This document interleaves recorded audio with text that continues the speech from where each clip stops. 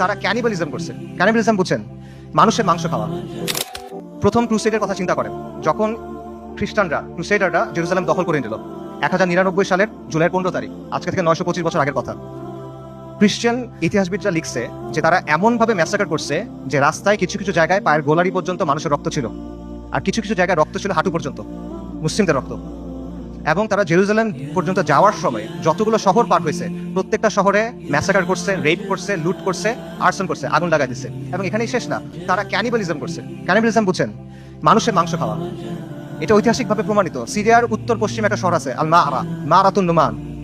এই শহরে 1098 সালে খ্রিস্টান হিস্টোরিয়ানদের লেখার মধ্যে আসে যে তারা মুসলিমদের লাশ সিদ্ধ করে খাইছে, বড়দের লাশ, প্রাপ্তবয়স্কদের লাশ এবং শিশুদের লাশ স্পিড রোস্ট করছে।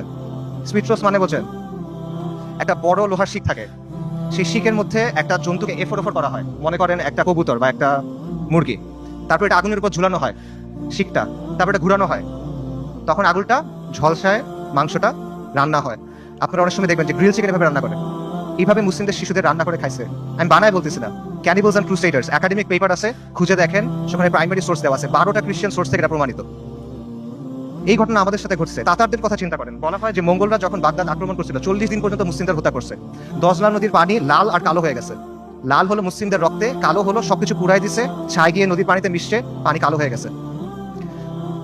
নবী সাল্লাল্লাহু আলাইহি ওয়াসাল্লামের সময়ের কথা চিন্তা করেন, খাব্বাব ইবনে আরাদ রাদিয়াল্লাহু তাআলা আনহু, তিনি রাসূলুল্লাহ সাল্লাল্লাহু আলাইহি ওয়াসাল্লামের সাথে এসে যখন কথা বলতেছেন, রাসূলুল্লাহ বলতেছেন যে তোমাদের আগে এমন উম্মাত ছিল যাদের হাড় থেকে মাংস লোহার চিরুনি দিয়ে আলাদা করা হয়েছে, তাদের মাথা থেকে দ্বিখণ্ডিত করা হয়েছে, এবং সাহাবীদের উপর তো অনেক অত্যাচার নির্যাতন হয়েছে, এটা আমরা জানি।